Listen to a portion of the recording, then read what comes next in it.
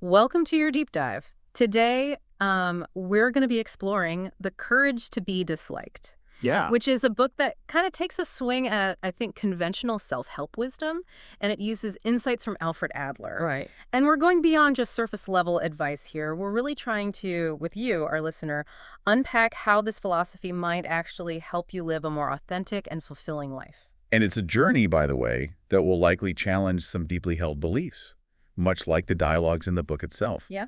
They're structured like a conversation between a young man who's full of doubts and a philosopher who's sharing Adler's teachings, and it's incredibly engaging. It really pulls you in. It's almost like you're sitting right there with them as they're kind of going back and forth and debating these ideas. You know, right off the bat, the book throws out this idea, the courage to be disliked.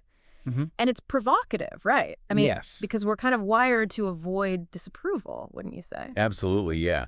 I mean, it's like it's human nature to want to be accepted and to Yeah. be liked. Yeah. But what's fascinating is how the book argues that this fear of not being liked, Yeah. could be what's holding us back from really being ourselves. Okay, so let's unpack this a little bit. One example that really resonated with me when I was reading this was the story about the student who was crippled by her fear of blushing. Right. And I mean, we've all had moments of self-consciousness, right? Where we're like, oh, I hope I don't. Oh, I was. I hope I don't mess this up or whatever. But the philosopher's interpretation of W. White, why she might be subconsciously holding on to this fear, was a real eye-opener for me. It highlights a really, I think, crucial concept in Adlerian psychology, and it's this idea of secondary benefits. Okay. So the student's fear, while debilitating, right, it's clearly causing her a lot of distress. Yeah. It might also be protecting her from something potentially more painful, and that is rejection. It's like she's avoiding putting herself out there. Yeah. Right. She's avoiding the risk of someone not liking her for who she truly is. That's a tough pattern to break, though, right? It is, because it requires us to confront what we might be gaining from staying the same, Yeah. even if that gain is simply avoiding discomfort. And this concept, that we often cling to our problems, is something I think many listeners can relate to. Totally. I mean, think about how many times maybe you've held back or you've told yourself, I'm not ready for that promotion, or I'm not ready for that relationship, or I'm not ready for that leap of faith, whatever it might be. Maybe it was this fear of disapproval that was kind of lurking beneath the surface. It's definitely something to ponder. hmm And, this next concept is where I think Adler really throws a curveball at conventional thinking. Okay. He introduces teleology, this idea that we're driven not by our past experiences, but by our future aspirations. Okay, I will admit that one threw me for a loop initially, Right. but the more I sat with it, the more I realized how much it reframes how we view our lives. Completely. Instead of being a product of our past, we get to choose who we want to be. Instead of seeing ourselves as products of our past, teleology invites us to consider ourselves as active agents moving towards a future we choose. A powerful shift in perspective, wouldn't you say? It absolutely is. It's like instead of being stuck in reverse, fixated on what's behind us, we get to grab the steering wheel and steer towards what excites us. The book uses this really powerful example, though it's a tough one, about a child who cuts himself to illustrate this. Mm-hmm. It is a difficult example for sure, but it really does cut to the core of this idea of teleology. It does. Because the book challenges us to kind of see beyond the self-harm, right? Right. And recognize that even this act, as difficult as it is to kind of wrap our heads around, even this act could be driven by a goal, Mm-hmm. perhaps to elicit a reaction from his parents, even if it's negative attention. Exactly. Right. It's that even, what we might consider negative attention is still, on some level a form of connection. It makes you realize that behavior, even when it seems like it's coming from this dark place, often has a purpose, a way of communicating a need. Yeah. It's not that the child desires harm necessarily, but he's seeking something that he perceives as good, in this case, maybe connection, even if it's through this really, unhealthy means. Yeah, and that's a vital point, I think. Adlerian psychology kind of urges us to look beyond simply labeling behaviors as good or bad, Right. and instead try to understand the underlying goals that are driving them. Yeah. What's the goal of this behavior? Yeah, it's about asking, what need is this behavior trying to meet? And that's kind of a game changer when it comes to approaching challenging situations with empathy, wouldn't you say? Absolutely. And, kind of shifting gears a little bit, the book also delves into the difference between feelings of inferiority, which we all experience, Yeah. and developing an inferiority complex. Right. We've all had those moments where we don't feel adequate or we feel not enough. It's Yeah. part of being human. Exactly. Yeah. But the book argues that it's when we cling to those feelings and we allow them to define us and dictate our actions, that they transform into a complex, a lens through which we then see the entire world. So it's like the difference between acknowledging a feeling like, okay, I'm feeling a bit insecure right now, versus letting that feeling morph into this limiting belief about ourselves, like, well, I'm just not good enough, period. Exactly. And instead of seeing our perceived shortcomings as opportunities for growth, as the book suggests we do, Mm. we use them as reasons to stay stuck, or we even develop maybe like a superiority complex, Yeah. and we overcompensate for those feelings of inadequacy by trying to appear better than others. It's a defense mechanism, right? Right. We're trying to kind of build ourselves up by putting others down. Exactly. And it comes from that same place, though. Yeah. It's just kind of two sides of the same coin. But, as the book so astutely points out, even those who appear, supremely confident on the outside might be battling those same feelings of inferiority deep down. Absolutely. And that's a good reminder that, we can never really truly know what someone else is carrying internally. Right. And that compassion is key in all our interactions. Yeah. Speaking of compassion, the book introduces this, I think, really practical concept called separation of tasks. Mm. And it's about recognizing and respecting the boundaries between our responsibilities and those of others. Yes. And it's such a powerful tool for, I think, building healthier relationships. Yeah. Because it encourages us to relinquish the need to control or to fix others.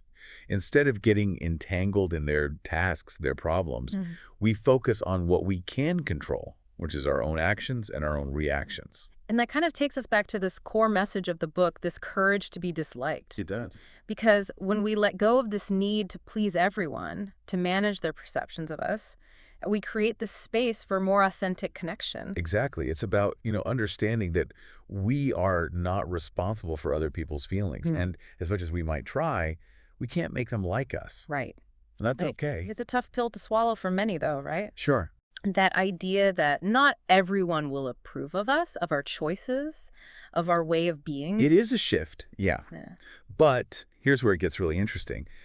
The book doesn't just leave us with this potentially scary idea of like, okay, accept that some people won't like you and that's it. Right. It actually connects this courage to be disliked, as we've been talking about, with a more profound sense of both freedom and happiness. No, that's what I'm talking about. Right. So how does that work? How does embracing the possibility of being disliked lead to a more fulfilling life? Because, I love those actionable takeaways. Sure. Give me something I can actually use. It's like this. When we can release that kind of desperate grip on needing everyone to like us, it frees us to pursue what truly matters to us. Not what we think will please other people or make them think better of us or whatever it might be, but like what actually resonates with our values, what feels meaningful to us. Yeah. And the book really argues that alignment, even if it ruffles some feathers along the way, is a major, major key to genuine happiness. It's about living authentically, even if it means, maybe being a little rough around the edges sometimes. Right. Right. Because ultimately, whose approval matters more than our own, right? That's a great question. And, it ties into another key concept from Adler that I think we should touch on. And that is this idea of community feeling. Okay. Community feeling. I like the sound of that already. Tell me more. Because it sounds kind of warm and fuzzy, but how does it actually work, especially in the context of, what we're talking about? Like, maybe not everyone's going to like me. I might experience some disapproval. So how do I find that community feeling? It's not about being best friends with everyone or, needing this constant stream of validation from every single person we encounter.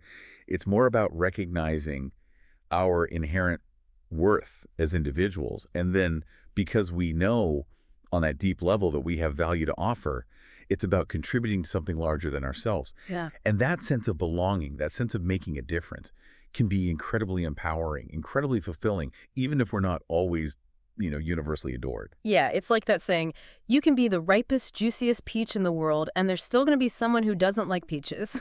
Exactly. And that's okay. We can't please everyone, and we don't have to change ourselves to fit these expectations that other people might have. So how do we actually cultivate this community feeling then? Is it like joining more clubs, volunteering? Like, what are we talking about here? It can be expressed through those outward actions for sure, but I think it starts with an internal shift, and that is that recognition, that deep inner knowing that our worth isn't dependent on, what other people think of us, on external validation. From there, it becomes about focusing on what we can contribute. You know, how can we make a positive impact, however small, within our own, spheres of influence? So even just being like a supportive friend, a reliable colleague, someone who just shows up authentically in their relationships, those little everyday actions, those can all contribute to that sense of community. Absolutely. It's about those small acts of kindness, of generosity, of, just being there for others in a genuine way. Hmm. And, the book really argues that finding fulfillment through those genuine contributions is a far more, I think, sustainable and meaningful path to happiness than, chasing external validation or trying to please everyone all the time. Yeah, it's a powerful message. And, makes me think about the title of the book again, The Courage to be Disliked. It's not like you said about, going out and trying to make people dislike us, but it's about having that courage to be true to ourselves, even knowing that not everyone is going to be on board with that. And that's okay.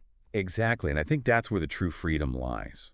The freedom to live in alignment with our values, to pursue our passions, to embrace, kind of the messy, imperfect beauty of being human, to just show up authentically as ourselves without this constant need for, external validation. And that's a really beautiful thing. It really is. This deep dive has been quite a journey. It's definitely challenged me to kind of examine my own relationship with approval seeking and to think about, how embracing this courage to be disliked might actually, like you said, unlock greater freedom and fulfillment in my life. And I hope our listener feels empowered to do the same, to maybe journal about this a little bit, to ask themselves, what might I be gaining from staying small, from constantly seeking approval? But then also, what might become possible if I dared to live in alignment with my own values, even if it means, not everyone's going to applaud?